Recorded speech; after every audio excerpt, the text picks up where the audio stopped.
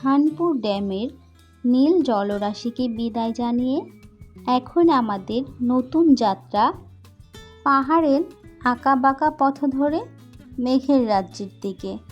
আহ, কি সুন্দর দেখতে আল্লাহর অপরূপ সৃষ্টি।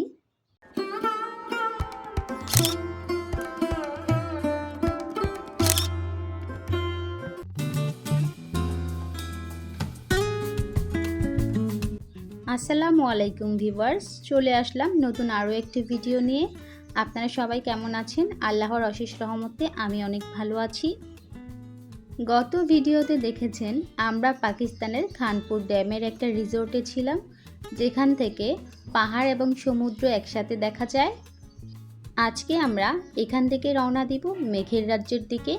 এর আগে আমাদের রিসোর্টের কিছু অ্যাক্টিভিটিস ছিল, তারপর ভাবলাম যেহেতু চলেই যাব, হয়তো বা আর 1 বছরেও আসা হবে না, তাই সুন্দর সময়টাকে হাতছাড়া করতে চাইনি।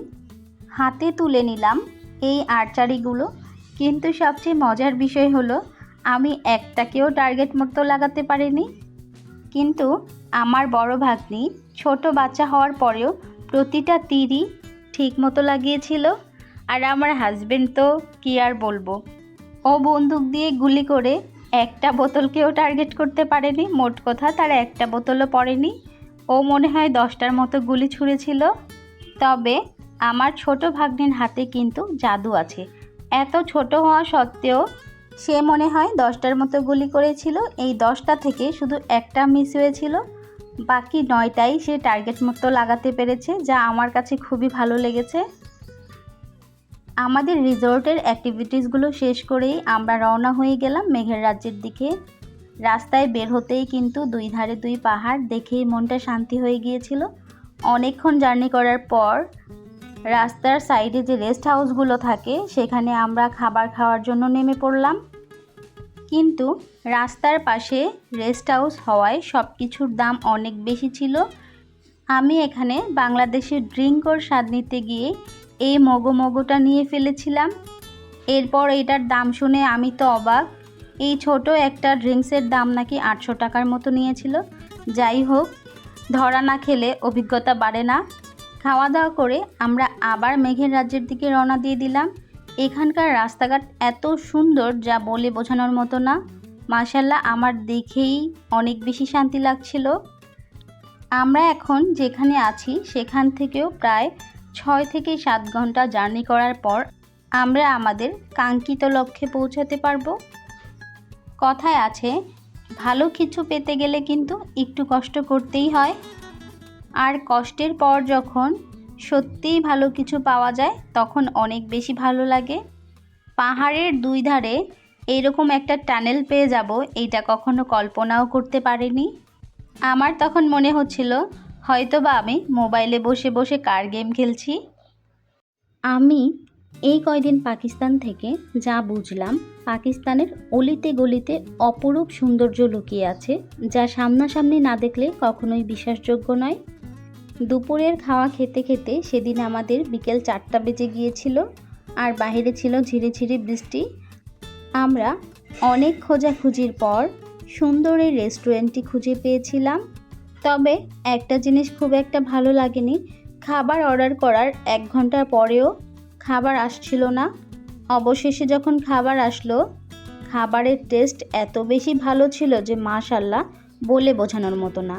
যেহেতু আসতে আসতে প্রায় রাত হয়ে গিয়েছে, এরপর আমরা সুন্দর এই রিসোর্টটি খুঁজে নিয়েছি। এটা কিন্তু মূলত 5 স্টার হোটেল ছিল। নিচে এখন আপনারা যেটা দেখতে পাচ্ছেন, এইটা এই রিসোর্টটির রিসিপশনটা দেখেই আমাদের অনেক ভালো লেগেছে, যার জন্য আমরা কোনো কিছু চিন্তা না করে আমাদের রুমগুলো বুক করে নেই। আপনাদের কাছে এই রিসোর্টটির রিসিপশন কেমন লেগেছে অবশ্যই কমেন্ট করে জানাবেন। এরপর আমরা চলে আসলাম আমাদের রুমের সামনে। এইটা ছিল আমার ননদ আর তার হাজব্যান্ডের বেডরুম। তাদের রুমের বারান্দা থেকে এত সুন্দর ভিউ দেখা যায়, যেমন নদী আর পাহাড় মিশে একাকার হয়ে আছে। আর এটা ছিল বাচ্চাদের রুম। ওদের রুমটাও আমাদের বেশ ভালোই লেগেছে। এখানে প্রতিটি রুমের জন্য 24 ঘন্টার জন্য আমাদেরকে 15,000 রুপি করে পে করতে হয়েছে। 3টা রুম মিলিয়ে 45,000 টাকার মতো হয়েছিল। আর এর সাথে সকালে বুফে ব্রেকফাস্টটা কিন্তু ইনক্লুডেড ছিল।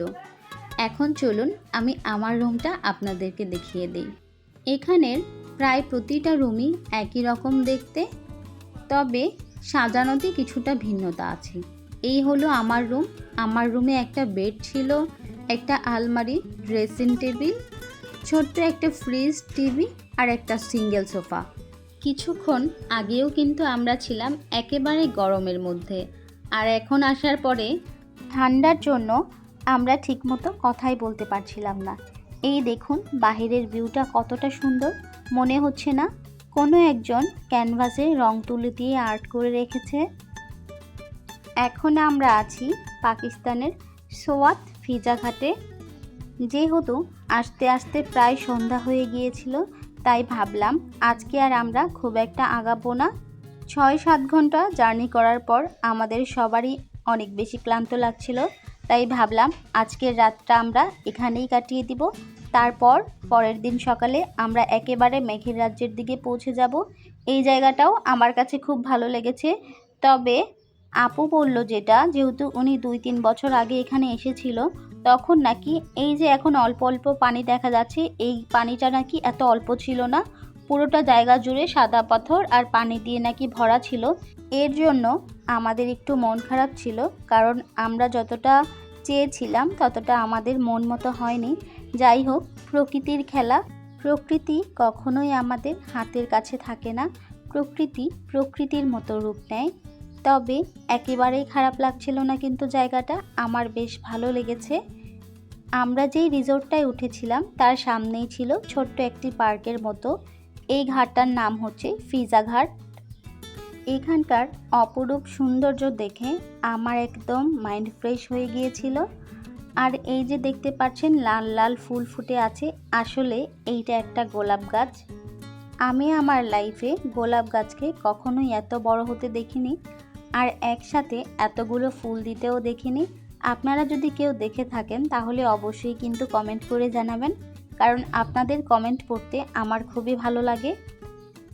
পার্কের এরিয়াটা খুব একটা বড় ছিল না, তবে দেখতে ছিল কিন্তু অপরূপ সুন্দর। আমার কিন্তু ভালোই লেগেছে। পার্কটা ঘোরাঘুরি করার পর এখন আমরা রিসোর্টে চলে যাব। রিসোর্টে গিয়ে ব্যাগপত্র গুছিয়ে নিয়ে সোজা চলে যাব মালাম জাব্বার দিকে। মালাম জাব্বা এমন একটি জায়গা যেখানে পাহাড়ের সর্বোচ্চ চূড়ায় দাঁড়িয়ে আপনি সরাসরি মেঘকে স্পর্শ করতে পারবেন। প্রায় 2-3 ঘন্টা জার্নির পর আমরা আবার চলে আসলাম এই রেস্টুরেন্টটিতে। এইটা দেখতে এত সুন্দর ছিল যা বলার মতন না, খাবারও ছিল অনেক বেশি টেস্টি। এখন কিন্তু আমরা পাহাড়ের উপরে আছি, একেবারে উপরে না, মধ্যস্থানে। এই রেস্টুরেন্টটিতে আসার পর অনেক রকম ফলের সাথে পরিচিত হলাম।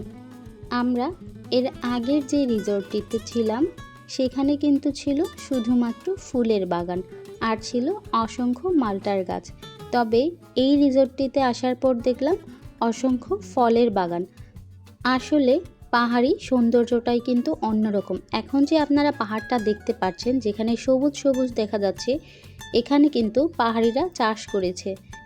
আমার সামনে যে পাহাড়টা আছে বর্তমানে, এইটা কিন্তু কমপক্ষে হলেও একটা বিল্ডিংয়ের উচ্চতার সাথে যদি কম্পেয়ার করতে যাই তাহলে নিম্ন পক্ষে হলেও 80 তলা বিল্ডিং আছে।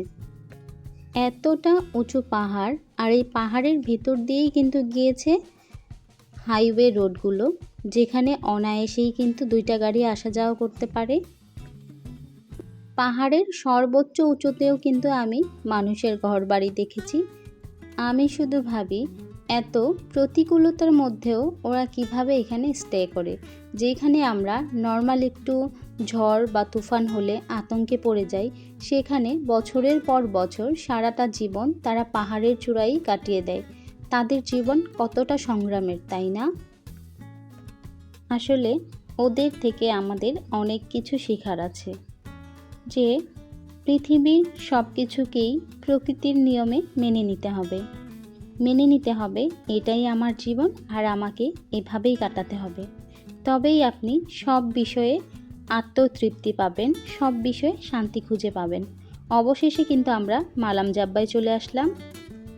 আমি বর্তমানে পাহাড়ের সর্বোচ্চ উঁচায় মানে ৯,২০০ ফিট উচ্চতায় অবস্থান করছি। এখান থেকে আরেকটু দূরে গেলেই কিন্তু আমরা বরফের দেখা পেয়ে যাব। কি মনে হচ্ছে না কোনো এক রূপকথার জগতে আমরা চলে এসেছি?